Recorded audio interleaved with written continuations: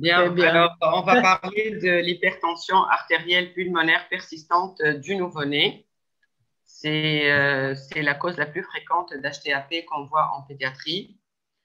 Alors la définition, c'est quoi? C'est un syndrome qui est caractérisé par l'absence de baisse des résistances vasculaires pulmonaires avec un shunt extrapulmonaire droite-gauche à travers le canal artériel et ou le foramen ovale responsable d'une hypoxémie chez le nouveau-né. Il s'agit d'un échec de transition de la circulation fœtale à la circulation postnatale. Alors, parler un petit peu de l'importance du problème. C'est quelque chose qu'on voit fréquemment dans le service de réanimation à Tunis, car les nouveau-nés sont des outborn. Ils naissent dans une autre maternité. Il n'y a pas de maternité à l'hôpital d'enfants. Et souvent, ils sont transférés pour une détresse qui s'est compliquée d'HTAP. C'est une pathologie que les néonatologistes voient moins lorsque il y a une maternité à côté. En gros, ça représente 4% d'admission en réa néonatale ou pédiatrique. Ça touche 2 pour 1000 naissances. Et la mortalité, elle est non négligeable, comme vous le voyez, à peu près 10%. Et la survie se fait au prix d'une morbidité qui est importante. Et vous m'entendez là? Oui, Allô? oui, Très bien. Oui, Très bien, oui, très très bien, bien. très bien. Oui, Oui, Oui, parfaitement. très bien. Donc, la morbidité, la survie se fait au prix d'une morbidité qui est assez lourde, puisque c'est des nouveau-nés qui nécessitent une ventilation assistée, un séjour prolongé en réanimation de plusieurs jours. Et parfois, à cause de ces épisodes d'hypoxémie, le devenir neurologique peut être hypothéqué. Donc, il faut les suivre pendant une certaine période après la sortie de réanimation. Alors, je vous rappelle cette formule. Pression artère pulmonaire égale pression au niveau des capillaires pulmonaires plus pressure blood flow, donc, et fois les résistances vasculaires pulmonaires. Alors, on peut observer une augmentation de la pression artérielle pulmonaire s'il y a une augmentation de l'un de ces paramètres. Donc, augmentation des capillaires pulmonaires, de la pression au niveau des capillaires pulmonaires, lorsque, par exemple, il y a un anévrisme de l'ampoule de Galien. Et ça donne une dysfonction du cœur gauche. On peut voir aussi une hypertension artérielle pulmonaire lorsqu'il y a une augmentation du débit pulmonaire, donc le blood flow. Donc, lorsqu'il s'agit d'une cardiopathie qui donne un shunt gauche-droite. Ou bien le cas dont nous allons parler au fait lors de cette présentation, lorsqu'il y a une augmentation des résistances vasculaires pulmonaires ou absence de baisse, soit augmentation, soit absence de baisse des résistances pulmonaires après la naissance. Il y a une augmentation des résistances vasculaires pulmonaires, par exemple lorsqu'il y a une vasoconstriction pulmonaire. Alors, les étiologies, en gros, responsables de ce syndrome, toutes les pathologies néonatales que vous connaissez, mais ça par des mécanismes différents. Par exemple, quand il y a une activation du surfactant ou déficit en surfactant. Déficit en surfactant, c'est la maladie de membrane hyaline, en anglais RDS, ou bien lorsqu'il y a inactivation du surfactant, s'il y a une alvéolite infectieuse, ou bien l'inhalation méconiale, MAS. Le deuxième mécanisme, c'est qu'il y a des échanges pulmonaires, des échanges gazeux pulmonaires réduits, qu'on peut voir aussi, toujours, c'est les mêmes pathologies à peu près, c'est-à-dire la membrane hyaline, RDS, l'inhalation méconiale, l'alvéolite infectieuse. Là, se rajoute à ça lorsqu'il y a la détresse respiratoire transitoire, TTN, ou bien des troubles de la ventilation, atelectasie. Le troisième mécanisme, quand il y a une hypoplasie vasculaire ou pulmonaire, notamment le cas de la hernie diaphragmatique, Le quatrième mécanisme, c'est quand il y a une dysfonction cardiaque chez les nouveau-nés qui ont une asphyxie périnatale. Ça donne une dysfonction cardiaque, ça peut se compliquer d'HTAP. Et le dernier cas, c'est un cas assez fréquent, lorsqu'il y a une diminution du débit sanguin pulmonaire, donc reduced pulmonary blood flow, avec des poumons hyper clairs à la radio. C'est ce qu'on appelle l'HTAP à poumons clairs ou l'HTAP idiopathique du nouveau-né. Donc, toutes les pathologies néonatales que vous connaissez qui donnent une détresse respiratoire peuvent se compliquer d'HTAP. Rappel rapide de la circulation fœtale, comme vous le savez, l'organe principal responsable de l'oxygénation dans la vie intrafœtale, c'est le placenta. Alors, le sang désoxygéné, il va arriver au niveau de l'oreillette droite. Une partie va passer dans le ventricule droit et une autre partie va passer dans l'oreillette gauche à travers le foramen ovale qui est ouvert. Alors, oreillette gauche, ventricule gauche et circulation systémique.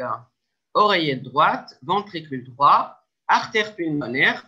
Il y a seulement 5% à 10% du débit droit qui va passer dans les artères pulmonaires pour la croissance pulmonaire, mais les poumons ne participent pas à l'oxygénation, bien entendu. Et 90% de ce débit droit va passer à travers le canal artériel qui est très large pour alimenter la circulation systémique. Et donc, il y aura une oxygénation des tissus périphériques, une extraction de l'oxygène.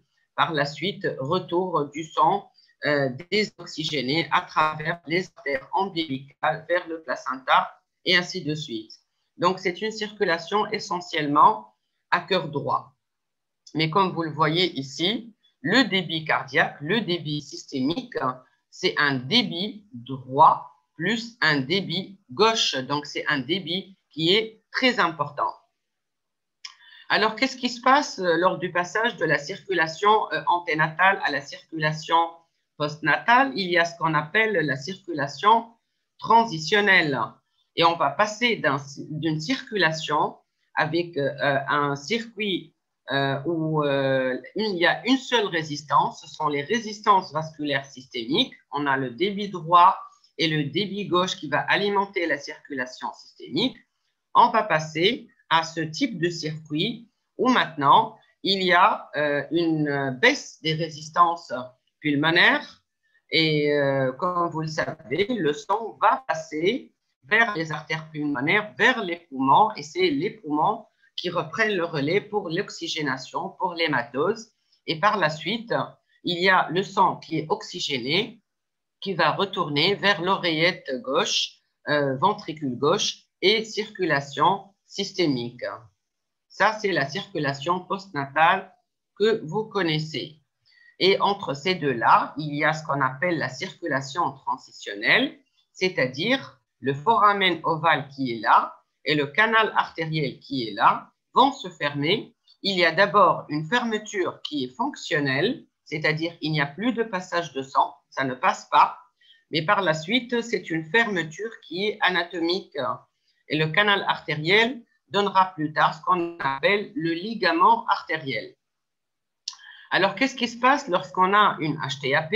C'est-à-dire, on aura un phénomène anormal. Normalement, les résistances pulmonaires qui auraient dû baisser restent élevées. Elles ne s'abaissent pas.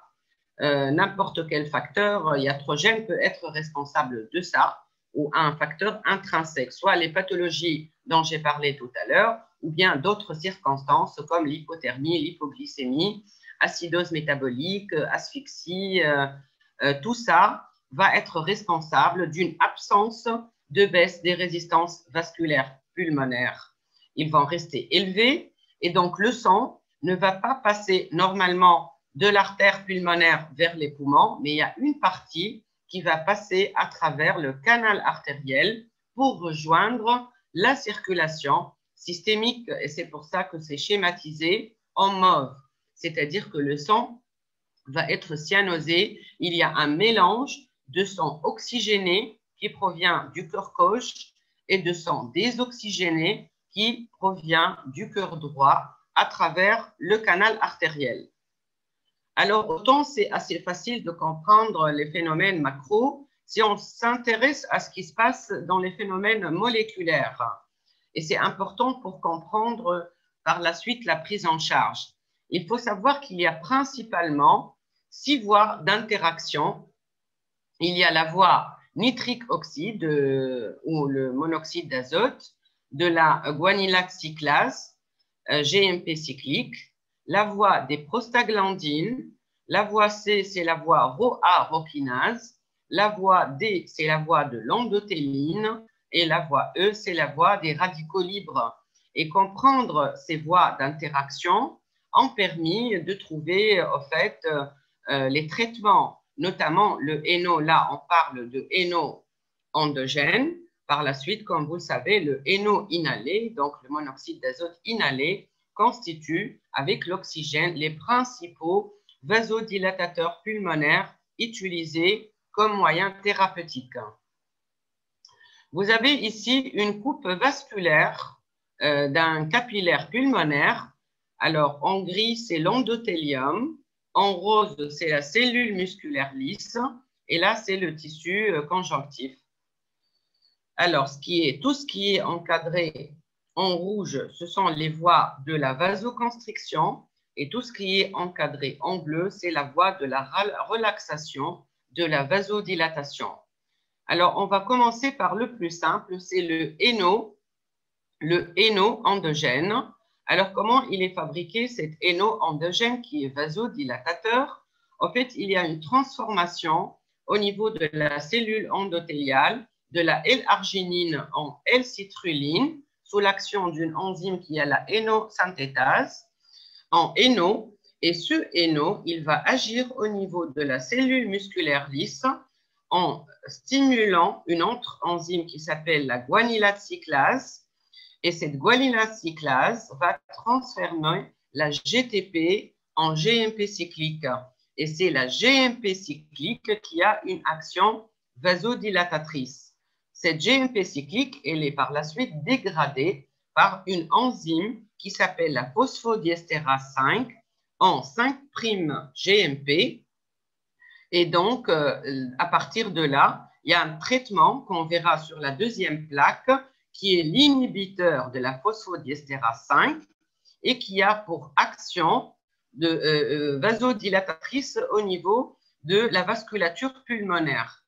Car une fois on inhibe cette phosphodiestérase 5, il n'y a plus de dégradation de la GMP cyclique vasodilatatrice en 5'-GMP. Ça, c'est la voie du héno. Il y a aussi la voie des prostaglandines, et c'est la même chose. La prostaglandine I2 va stimuler une autre enzyme, cette fois, la dénilat cyclase, qui transforme l'ATP en AMP cyclique, et l'AMP cyclique a une action vasodilatatrice. Cette AMP cyclique, elle est dégradée par la phosphodiestérase 3 en 5'-AMP. Et donc, quand on utilise un inhibiteur de la phosphodiestérase 3, on va potentialiser l'effet de l'AMP cyclique puisqu'on va arrêter cette dégradation. Il y a aussi la voie de la ROA-rokinase en produisant le MLCP qui a une action vasodilatatrice, mais qui peut aussi avoir une action lorsqu'il est dégradé vasoconstrictrice.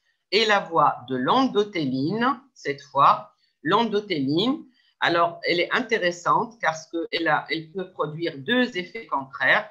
Lorsqu'elle va se fixer au niveau du récepteur qui est au niveau de la cellule endothéliale, elle va entraîner une action vasodilatatrice. Par contre, lorsqu'elle se fixe sur les récepteurs de l'endothéline A et l'endothéline B au niveau de la cellule musculaire, elle va donner une action qui est vasoconstrictrice. Cette diapositive, elle est bien sûr beaucoup plus simple, elle est plus intéressante. Donc, la hénosynthétase, comme on l'a vu tout à l'heure, donc elle va activer la guanylyl cyclase Et comme je vous l'ai dit, elle transforme le GMP en GMP cyclique. Cette GMP cyclique, elle a une action vasodilatatrice. Par quel mécanisme exactement? En fait, elle inhibe, donc c'est pour ça que c'est en très discontinu, elle inhibe l'entrée de calcium au niveau de la cellule musculaire. Et donc, elle entraîne une vasodilatation. Je vous l'ai dit tout à l'heure, la phosphodiesterase 5, elle va dégrader la GMP cyclique en GMP. Et si on bloque cette phosphodiesterase 5, on va potentialiser l'effet de la GMP. Le médicament qu'on utilise, qui est l'inhibiteur de la phosphodiesterase 5, c'est le sildenafil, c'est le Viagra. Et c'est comme ça que le Viagra a une action vasodilatatrice au niveau des artères pulmonaires. De l'autre côté, vous avez la voie des prostaglandines, l'AMP cyclique, qui est dégradée par la phosphodiesterase 3 en AMP. Si on inhibe la phosphodiesterase 3, c'est la milrinone ou le chorotrope qui est l'inhibiteur de la phosphodiesterase 3 et qu'on utilise en réanimation comme vasodilatateur pulmonaire. Alors, quels sont les facteurs de risque de l'hypertension artérielle pulmonaire et notamment chez le bébé proche du terme ou bien les bébés prématurés? Alors, je commencerai par la césarienne. Il faut dire que c'est l'un des facteurs de risque les plus importants puisque surtout en dehors de tout travail, il n'y a pas tous les phénomènes mécaniques et moléculaires qui vont entraîner cette baisse des résistances pulmonaires, des résistances vasculaires pulmonaires. Donc, il y a d'autres aussi facteurs comme le sexe masculin, comme la morbidité maternelle, notamment l'obésité, le diabète, l'asthme, la chorioamniotite. On peut aussi avoir comme facteur de risque l'infection, l'asphyxie, l'hypothermie, tous les désordres métaboliques et notamment l'hypoglycémie, l'hypocalcémie, l'acidose, tout ce qui est stress, tout ce qui est froid, tout ce qui est douleur, tout ça peut favoriser l'hypertension artérielle pulmonaire et c'est pour ça qu'il faut axer sur la prévention en fait pour éviter ce genre de syndrome. Donc, la principale caractéristique physiopathologique de l'HTA-PPN, c'est l'augmentation des résistances vasculaires pulmonaires. Est-ce qu'il y a des conséquences hémodynamiques? Bien sûr. Alors, on va les voir ensemble. Donc, quand on dit augmentation des résistances vasculaires pulmonaires ou bien absence de baisse des résistances vasculaires pulmonaires, ça veut dire qu'il y a une augmentation de la post-charge du ventricule droit. Le ventricule droit a un obstacle à l'éjection lors de chaque contraction, ce qui va entraîner une dysfonction de la fonction, une dysfonction systolique et diastolique du ventricule droit. Donc, le premier qui va avoir du mal, c'est le ventricule droit. Alors, si le ventricule droit a du mal à se remplir et il a du mal à éjecter, il y a forcément une diminution du volume d'éjection du ventricule droit, donc une diminution du débit droit et une hypoperfusion pulmonaire. D'un autre côté, comme les poumons, de façon schématique, ils sont moins perfusés que normalement, il y aura une diminution de la précharge du ventricule gauche. Et donc, ça va entraîner une diminution du volume d'éjection systolique gauche et donc une dysfonction systolique du ventricule gauche avec un débit qui est diminué, un débit cardiaque qui peut être diminué. D'un autre côté, qu'est-ce qui peut aggraver cette dysfonction gauche? C'est le fait de voir une dysfonction diastolique du ventricule droit. Donc, le ventricule droit, il est dilaté et comme il y a une interdépendance, comme on l'a vu déjà auparavant, par le biais du septum interventriculaire, ce ventricule droit qui est dilaté, il va pousser le septum interventriculaire et donc il va réduire la cavité du ventricule gauche qui aura aussi du mal à se remplir et ça participe aussi à la dysfonction du ventricule gauche. et ça peut aboutir à un véritable état de choc avec une hypotension artérielle et hypoperfusion systémique, alors que le primum movens de tout ça, ne l'oubliez pas, c'est une post-charge qui est élevée sur le ventricule droit. Alors, d'un autre côté, on l'a dit, les shunts ne vont pas se fermer, donc il y a un shunt droite-gauche à travers le canal artériel ou bien à travers le foramen ovale, et ceci n'a pas que des effets négatifs, hein. Il a aussi des effets positifs, puisqu'il va permettre au fait de soulager un petit peu le ventricule droit. Le ventricule droit, il a une post-charge élevée, il a du mal à éjecter, et là, il y a une voie qui est ouverte, qui est libre pour faire passer le sang, qui est le canal artériel. Donc, ça protège assez longtemps le ventricule droit. Et c'est pour ça que c'est assez classique de trouver dans l'HTAP un canal artériel qui est ouvert, qui chante en bidirectionnel ou bien qui chante droite-gauche. Et d'un autre côté, le fait d'avoir ce sang qui va passer à travers le canal artériel, il va aussi alimenter la circulation systémique et donc ça va améliorer relativement les pressions artérielles. Tout ça est assez schématique pour vous dire les conséquences peuvent être dramatiques à cause d'une HTAP. Mais ça ne veut pas dire que tout bébé qui a une HTAP va forcément avoir tout ça. Mais c'est important de connaître tous ces mécanismes pour raisonner devant un bébé qui a une HTAP et qui a un état de choc et comprendre est-ce qu'il y a une dysfonction droite isolée, est-ce qu'il y a une dysfonction biventriculaire, est-ce que le canal est artériel, il chante en bidirectionnel ou bien il chante droite-gauche et qu'est-ce qui se passe exactement, comment on peut aider ce bébé.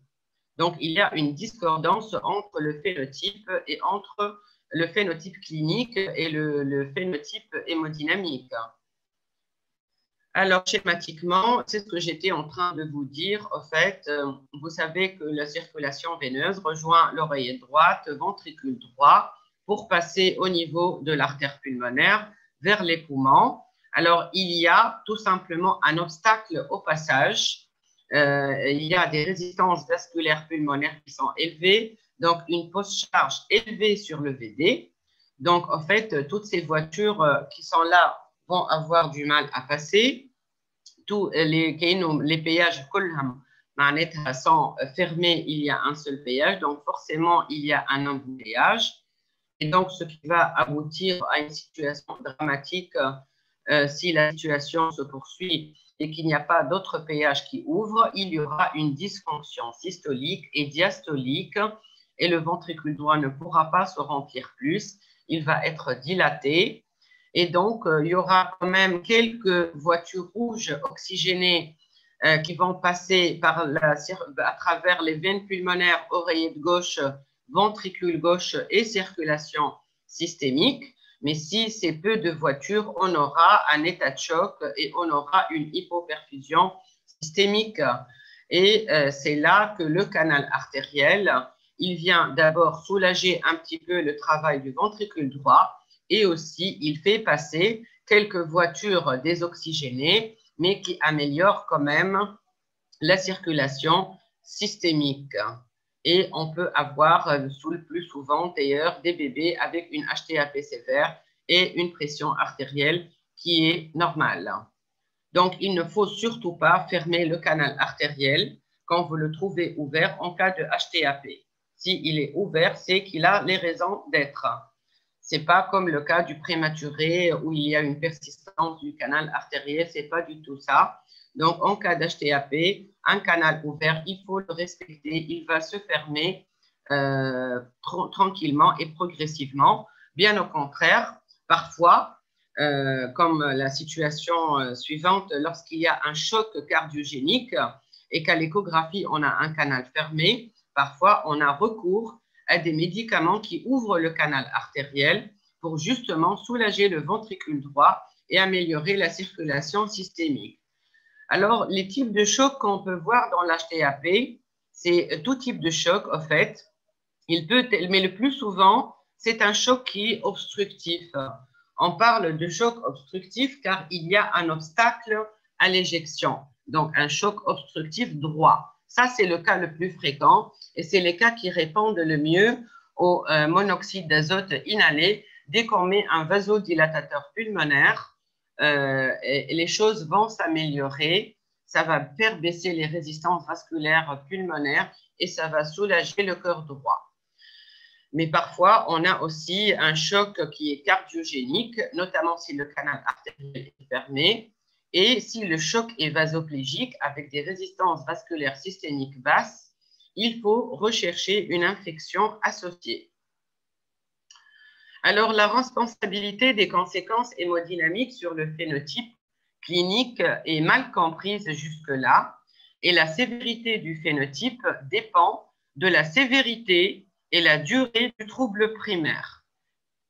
C'est pour ça qu'on dit souvent au pédiatre, si le bébé reste en détresse respiratoire plus de 2 heures, qu'il ne s'améliore pas, il a cette polypnée qui dérange, il faut appeler rapidement les services de réa et ne pas laisser traîner la détresse respiratoire, car ça peut se compliquer d'HTAP et à ce moment-là, la prise en charge va être beaucoup plus lourde. Ça va dépendre aussi de l'étiologie. Donc, il y a les HTAP à poumon clair, idiopathiques, mais il y a aussi les HTAP qui compliquent les inhalations méconiales ou bien les asphyxies périnatales. Et là, il y a en plus du shunt extrapulmonaire, il y a le shunt intrapulmonaire et c'est des malades qui sont plus difficiles à soigner. Quand est-ce qu'on va suspecter cette HTAP cliniquement? Alors, les pédiatres connaissent très bien cela. Il faut la suspecter devant tout bébé qui présente une détresse respiratoire sévère avec une hypoxie. Donc, c'est des bébés qui sont hypoxiques et il y a une différentielle de la saturation préductale, c'est-à-dire au niveau de la main droite, avant le canal artériel, et postductale, c'est-à-dire au niveau du membre supérieur gauche, la main gauche ou bien les membres inférieurs, plus de 5 points. Mais cette différentielle, elle est inconstante. Ça veut dire que si vous ne la trouvez pas, ça ne veut pas dire que le bébé, il n'est pas en HTAP. Mais c'est un signe qui est assez évocateur. Et aussi, le fait que les bébés soient labiles. Dès que tu le touches, il désature. Dès que tu veux l'examiner, il désature. Si vous avez mis des lunettes nasales d'oxygène, si les lunettes bougent, à ce moment-là, il va désaturer. Ce sont des bébés qui sont très, très, très labiles. Et cette hypoxémie, elle est disproportionnée au degré d'atteinte du parenchyme pulmonaire sur la radiographie du thorax. Et là, c'est pour attirer votre attention sur ces bébés qui sont en détresse respiratoire, qui sont hypoxiques. Vous faites la radiothorax, vous avez une pathologie pulmonaire sur la radio, c'est-à-dire que les poumons ne sont pas parfaitement clairs. Il y a un granité ou bien une diminution de la transparence. C'est des poumons un peu malades, mais pas très malades. Cela n'explique pas une telle hypoxémie. Ce n'est pas la MMH carabinée. Vous avez des poumons qui sont un peu malades et malgré ça, le bébé, il est hypoxique. Il a une saturation à 70, 75 sous oxygène, ce qui n'est pas normal. Et donc, vous suspectez une HTAP, comme vous allez aussi suspecter probablement une cardiopathie cyanogène. Les bébés qui ont une cardiopathie cyanogène, souvent, n'ont pas de détresse respiratoire. C'est des bébés pratiquement eupnéiques, mais qui sont cyanosés. Donc, le diagnostic est évident. Il s'agit d'une cardiopathie cyanogène. Les bébés qui sont en HTAP ont cette détresse respiratoire. Ils ont au minimum cette polypnée qui est superficielle, ou bien une détresse respiratoire avec des signes de lutte, etc. Voici une radiographie du thorax d'un nouveau-né qui est en détresse, qui a une HTAP, mais qui a des poumons clairs. Donc, vous voyez, rien n'explique cette hypoxie. Et sur cette radio, on peut suspecter le diagnostic d'HTAP, mais le diagnostic de confirmation, c'est l'échographie cardiaque qui permet d'abord d'éliminer la cardiopathie cyanogène. Classiquement, la plus fréquente, c'est la transposition des gros vaisseaux. Donc, on commence par faire notre coupe petit axe pour voir les vaisseaux, les gros vaisseaux du cœur. Et s'ils se croisent, on est face à une transposition des gros vaisseaux. Alors, parfois, les bébés sont difficiles à prendre en charge, notamment quand ils ont une pathologie alvéolaire comme celle-là. Donc, des poumons très malades. Donc, ces chantes intrapulmonaires expliquent déjà l'hypoxie. Et malgré la prise en charge, il est intubé, il est sous ventilation conventionnelle, il a une hémodynamique précaire, il est toujours hypoxique, il a des besoins en oxygène très élevés et vous ne savez pas quoi faire.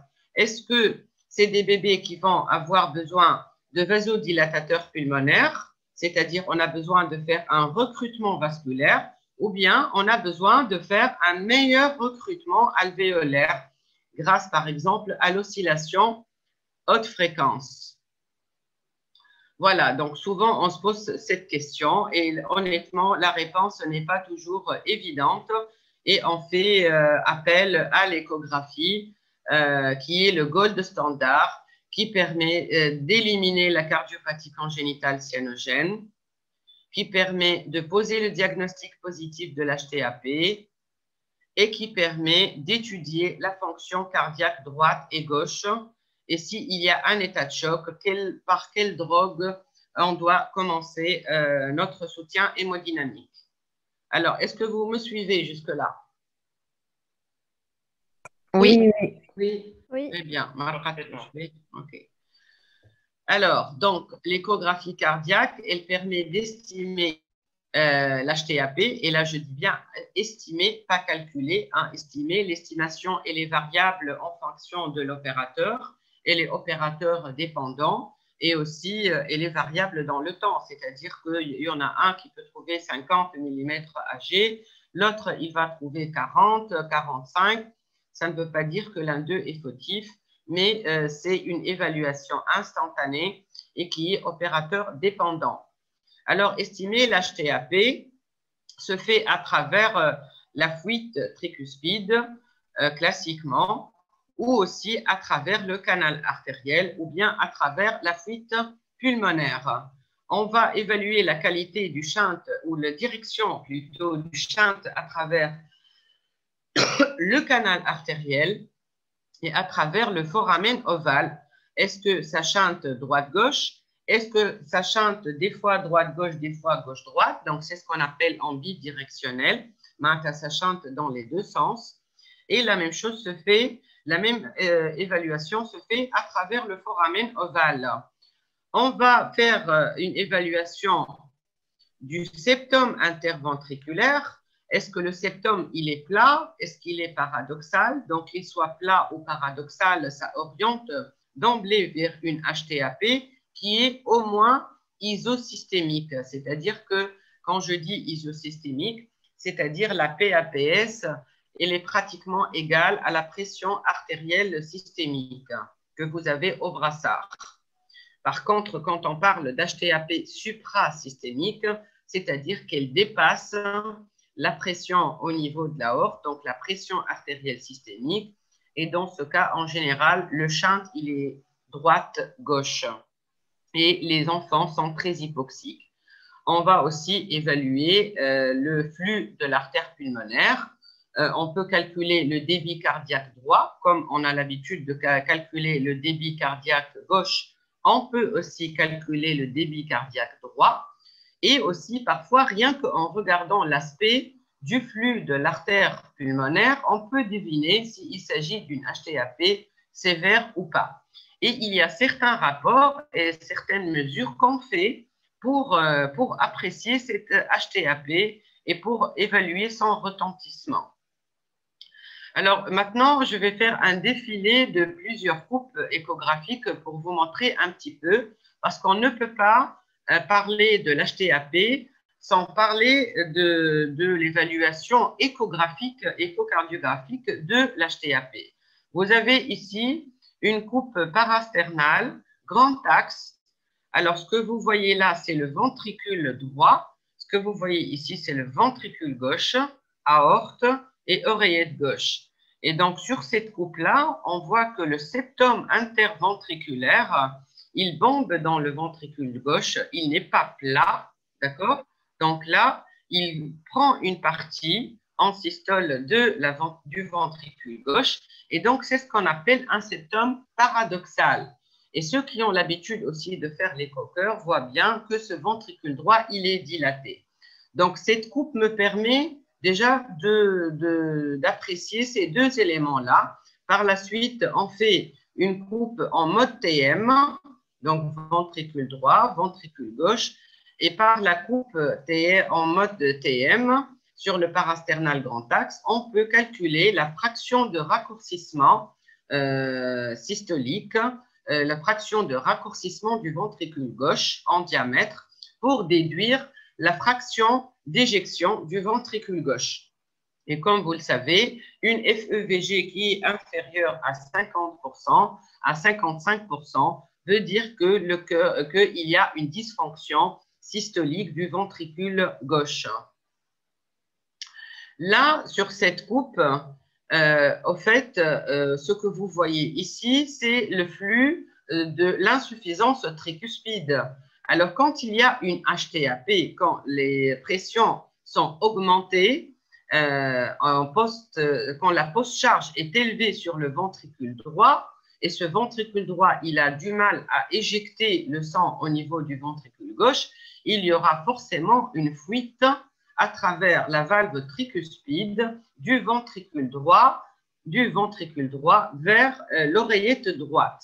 Et donc, en Doppler couleur, on voit cette fuite tricuspide au moment de la systole.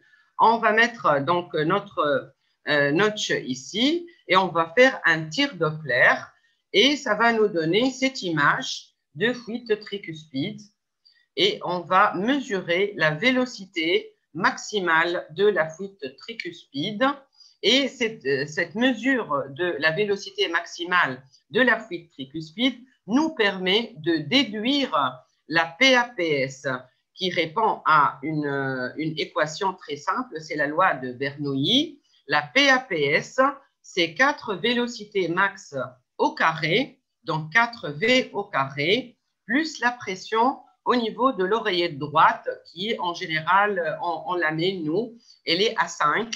Et quand le ventricule droit il est très dilaté, on la met à 10.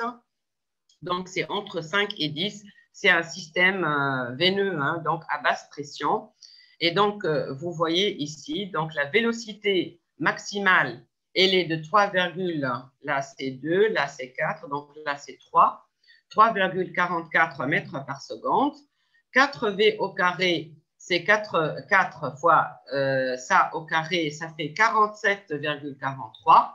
Et donc, quand on rajoute 5, ça nous donne à peu près 52. Et donc, c'est un logiciel qui calcule systématiquement la PAPS. Il suffit de mettre notre curseur au niveau de la vélocité maximale, au niveau du sommet de cette enveloppe, au fait, et on a immédiatement notre PAPS qui est calculé et sur cette diapositive estimée à 52. Alors, si le bébé a une pression artérielle brassard, donc systémique, qui est à 72 de systolique, à ce moment-là, on sait que la PAPS, elle est infrasystémique. Si la PAPS, si la pression systolique, elle est estimée au niveau du brassard à 52, on va dire qu'elle est isosystémique. Et si, par exemple, il est en état de choc, il a une hypotension artérielle avec une pression systémique qui est à 47, on sait qu'il a une HTAP qui est suprasystémique. Alors, cette fuite tricuspide, elle n'est pas toujours constante, donc, et elle n'est pas toujours facile, au fait, ne permet pas toujours une évaluation facile de la PAPS. Parfois, c'est une fuite minime, alors que les signes de HTAP sont majeurs. Et on peut l'estimer par d'autres moyens, que ce soit par la fuite pulmonaire ou bien tout simplement par le canal artériel. Ce que vous voyez ici, c'est une coupe parasternale petit axe où on voit l'aorte au centre. Et là, c'est l'artère pulmonaire avec ses branches. Là, c'est l'artère pulmonaire droite, l'artère pulmonaire gauche et le canal artériel. Donc, là, c'est en couleur, mais en 2 dimensions, on voit cet aspect en trident. Donc, du coup, on sait que le canal artériel est ouvert. Et quand on met le Doppler couleur, Si c'est coloré en permanence en bleu, en systolo-diastolique, ça veut dire que le shunt, il est exclusivement droite-gauche. Par contre, parfois, il est coloré en rouge, bleu, en mosaïque. On appelle ça un flux bidirectionnel. Et pareil, on va faire un tir Doppler là-dessus. Et ça va nous donner cet aspect-là. On peut voir plusieurs types de shunt à travers le canal artériel. Là, par exemple, on a un shunt bidirectionnel, donc gauche-droite, droite-gauche, gauche-droite, droite-gauche. Alors, comment savoir si l'HTAP elle est suprasystémique? Comment on va la calculer? Eh bien, c'est assez simple. En fait, on va mesurer la durée du shunt droite-gauche. Et si c'est supérieur à 30% de la durée du cycle cardiaque, ça veut dire qu'il est majoritaire. Donc, pour calculer la PAPS, on va prendre la vélocité maximale à ce niveau-là et on va la rajouter à la pression artérielle systémique. Si par contre, cette durée elle est inférieure à 30%, ça veut dire que le shunt il est majoritairement gauche-droite et on va plutôt déduire la PAPS. On fait la pression artérielle systémique moins cette vélocité maximale. Donc, voilà. Et sur cette diapositive qui est à gauche, vous avez aussi à travers le canal artériel un shunt qui est clairement, exclusivement droite-gauche. Vous voyez, ce n'est pas pareil. Donc là, c'est clair qu'il a une HTAP suprasystémique et le shunt à travers le canal artériel, il est exclusivement droite-gauche et pas bidirectionnel comme l'autre diapositive. Là aussi, c'est une coupe intéressante pour évaluer, c'est une estimation. En fait, c'est une coupe parasternale petit axe que vous voyez là, c'est le ventricule gauche qui a une forme sphérique toujours en systole ou en diastole, d'accord? Il n'est pas du tout écrasé par le ventricule droit. Donc là, on sait que les pressions sont relativement normales au niveau du ventricule droit. C'est un système de basse pression. Par contre, sur cette deuxième image, vous voyez qu'en systole, la forme du ventricule gauche, elle a changé. Il a la forme d'un D. Voilà, là, c'est un D. Et donc, vous voyez que le ventricule droit, il est assez dominant. Là, on peut estimer, on sait qu'il a une HTAP et on peut dire que l'HTAP, elle est au moins isosystémique. Par contre, sur cette troisième coupe, sur cette troisième image, il a la forme d'un croissant. C'est-à-dire que le septum, il est paradoxal et donc le ventricule gauche, il prend cette forme de croissant et là, l'HTAP, elle est sévère et on parle d'HTAP suprasystémique. Donc, tous ces éléments, il faut les réunir. Ce n'est pas toujours évident de tout trouver. Donc, parfois, c'est une estimation à travers ces coupes-là et on n'arrive pas à bien mesurer la PAP pour déduire si elle est supra, infra ou isosystémique. Là, c'est un autre paramètre qu'on fait, la mesure des diamètres du ventricule gauche. Alors, tout à l'heure, je vous ai dit qu'on va regarder l'aspect du flux pulmonaire. Et là, c'est les images d'un flux pulmonaire qui est en M. Et donc, un flux pareil, on n'a même pas besoin de faire des mesures. On sait que le malade a une HTAP qui est assez sévère. On peut quand même continuer en faisant quelques mesures. C'est le temps d'accélération. Donc, le temps pour que, au niveau de l'artère pulmonaire, la vélocité max, elle est rapidement atteinte. Et plus ce temps-là, il est court, c'est ce qu'on appelle le temps d'accélération. Plus il est court et plus l'HTAP, elle est sévère. Et il y a aussi des estimations qui disent qu'un temps d'accélération qui est inférieur à 50 millisecondes témoigne est corrélé à une certaine mortalité. C'est des HTAP très, très, très sévères. Mais rien qu'avec cet aspect-là, un aspect en M, ça évoque une HTAP qui est assez sévère. Voilà, donc c'est la même image. C'est pour mesurer. Là, c'est normal, hein, le flux artériel au niveau de l'artère pulmonaire normale, il a cet aspect-là. Voilà. Par contre, quand il y a une HTAP, le flux au niveau de l'artère pulmonaire prend cet aspect en M. D'accord? Et vous voyez que le temps d'accélération, il est très court par rapport à la mesure qui est à gauche. Voilà, et on continue en prenant au niveau de l'artère, là maintenant vous connaissez bien cette coupe, ça c'est l'aorte, ça c'est l'artère pulmonaire, là c'est la branche droite de l'artère pulmonaire, la branche gauche de l'artère pulmonaire, et là c'est le canal artériel. Cette fois, on fait un tir Doppler au niveau de l'artère pulmonaire gauche, donc à ce niveau-là. Vous avez le schéma qui est à droite. Donc, on fait un tir Doppler au niveau de l'artère pulmonaire gauche. Ça nous permet de mesurer la vélocité moyenne au niveau de l'artère pulmonaire gauche. Et plus cette vélocité moyenne est basse, plus l'hypoperfusion pulmonaire est importante.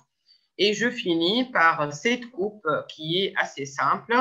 En fait, c'est pour évaluer la fonction systolique du ventricule droit. Vous avez vu tout à l'heure qu'avec le ventricule gauche, on a fait fraction de raccourcissement sur une coupe de grande parasternale grand axe.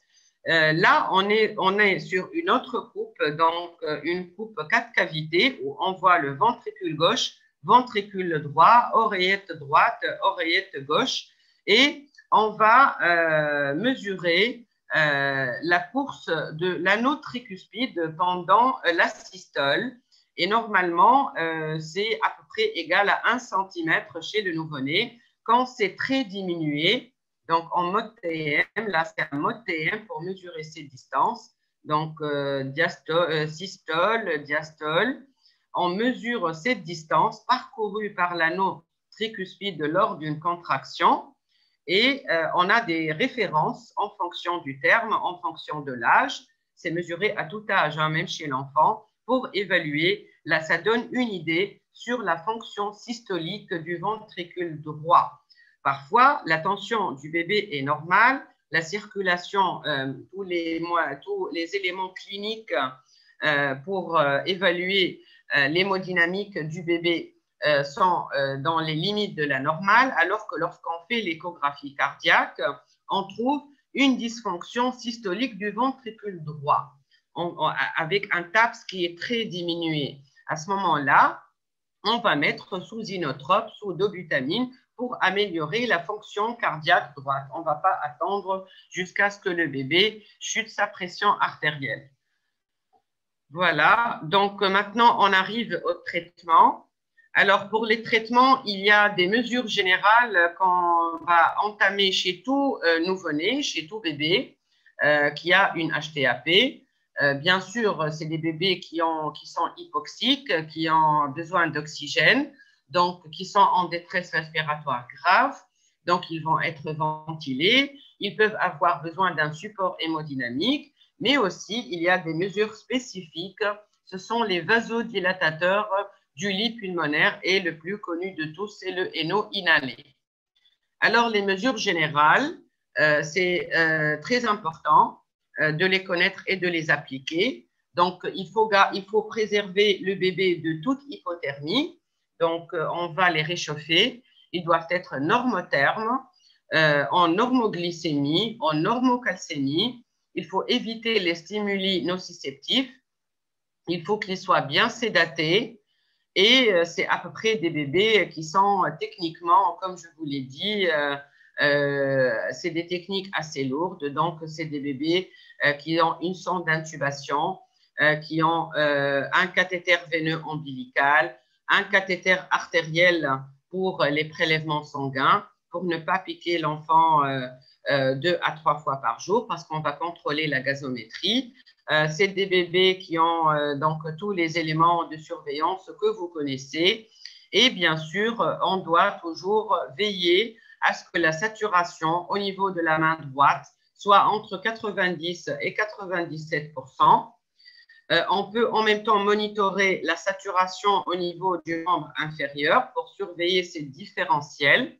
Donc, il faut faire attention si vous allez utiliser un seul capteur de saturation, de le mettre plutôt au niveau de la main droite, en fait, pour avoir la saturation cible que vous recherchez.